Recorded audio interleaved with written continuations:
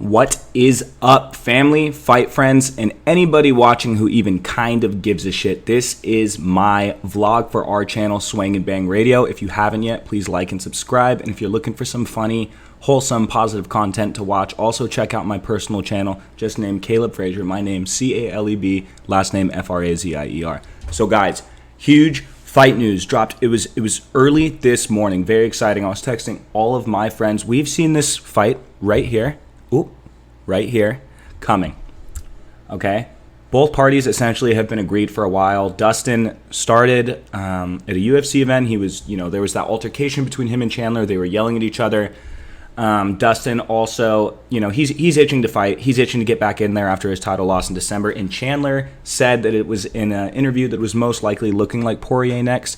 He did say that talking the way that Poirier was talking to him was not the way to get a fight with him. But he got the fight. The fight's been made, and I think Chandler knows at this point it's a top contender. One knockout, one big finish, either one of these guys right back in title contention. Definitely so for Chandler, considering he had such a great fight versus Oliveira. Poirier also did. He was piecing him up in the first round. I do think Chandler, forgive me, I do think Chandler was closer to the finish, and also with the lightweight title, the way the lightweight division is, for anyone who's not, a huge UFC fan, the lightweight division is always stacked. It is one of the most athletic, if not the most athletic division in the sport. And for once, things are really starting to clear up. Islam Makhachev, the heir to Khabib, Khabib's offspring, not really, but versus Charles Oliveira at UFC 280 in Abu Dhabi in October. That is the fight everybody is waiting for. It is essentially the Tony Ferguson versus Khabib we never got.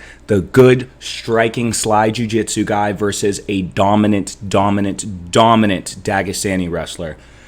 Listen, this division is clearing up. Things are getting good. With this now, Beneil Dariush is lined up to fight Gamrot. We got Dustin Poirier versus Michael Chandler. We got Islam Makhachev versus Charles Oliveira. And we got Conor and Gaethje waiting in the wings. Conor McGregor has been talking about coming back at 170. With how much he's bulking, I think it's very possible. I think it's very possible that he never fights again. He's got so much money. Now he's got a movie role. I think it's very possible he doesn't come back. I'd like to think the competitor in him will come back. As much as he's been annoying me lately, the division is better with him. The sport is better with him. So, with that being said, Conor is coming back later this year or early next year. There's only one other contender that's not paired up to fight right now. Obviously, after this fight in November, which is when it is being slated for, it hasn't been finalized. The beginning of the day, they said they thought it was going on the Diaz card at UFC 279, but actually this fight is going to be put on UFC 281, Madison Square Garden. Man, probably not a main event. I can't see them making the biggest MSG card of the year. Or is it the first MSG card? No, but the biggest MSG card of the year just for an interim title or just a #1 contender spot. I'm sure this will be a co-main event to some degree. Co-main event or one under that if there's 2 title fights. I'm not sure. But regardless, this is an extremely high-profile fight. Conor's waiting in the wings. Justin Gaethje just got out of a one-round war with Charles Oliveira, and he's getting his nose surgery set to return later this year or also first quarter of next year. I think, obviously, right now, so much can happen between then and now, but I think a Conor-Gaethje fight is perfect. I think it's a high-profile enough fight for Conor. I think people will believe that it's a winnable fight, considering how hittable Justin Gaethje is. It's a great clash of styles. They've had beef with each other in the past. Gaethje's talked about Conor as a father, and then, bad things. And then Conor talked about... Why do I keep doing that? I'm sorry. And Conor talking about... coming back to, after Gaethje had the really highlight moment of his career and beat Tony Ferguson in a 5-round war, Conor didn't like the attention Gaethje was getting, and he started talking all kinds of shit on Twitter. Just a Twitter rant. He was probably drunk or coked up. Who knows? But that's a great fight to make should Conor come back to 155. But back to the reason I made this video. I just wanted to talk about the state of the lightweight division right there. Really catch you guys up. If anyone's new to the sport and coming in, if you ever have questions about any of the things I say, I'm fully immersed in this. I love this sport. This sport is my life. When I'm not trying to make people laugh and smile on my other channel. Just saying. Anyways.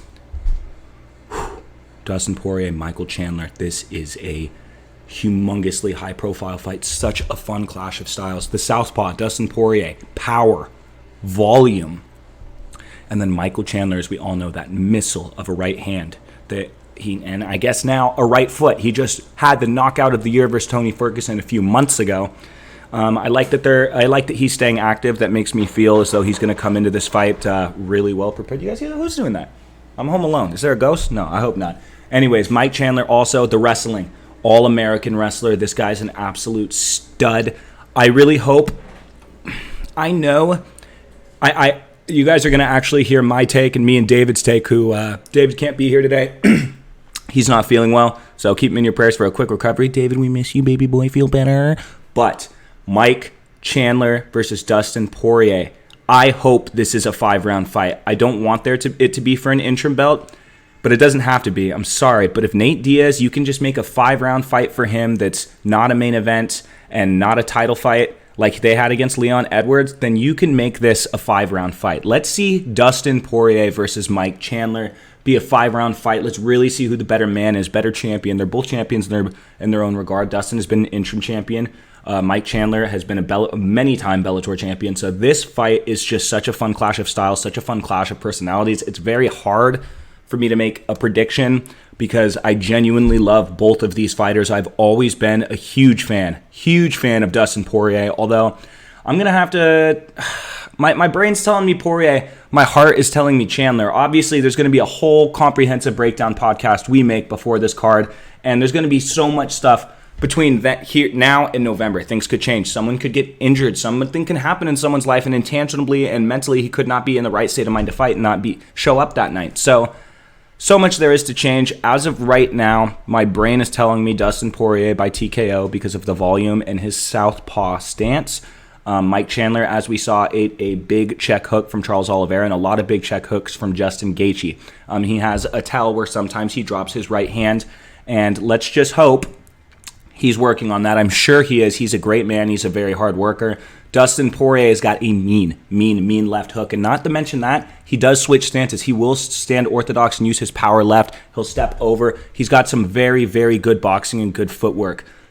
Chandler can put people out. Chandler can put people on their back. This is such an incredible fight. So I'll give an official prediction with round and method closer to the fight, guys. But just a quick little vlog. I wanted to catch you guys up on some MMA news. Whenever there's some big breaking news that I feel like we could talk about and just converse on a little, I feel the need to make a little video. I had a little bit of time tonight. So do me a favor, if you haven't yet, and if you want to, only if you want to, I can't force you to do anything, but I would really love a like and subscribe on this video.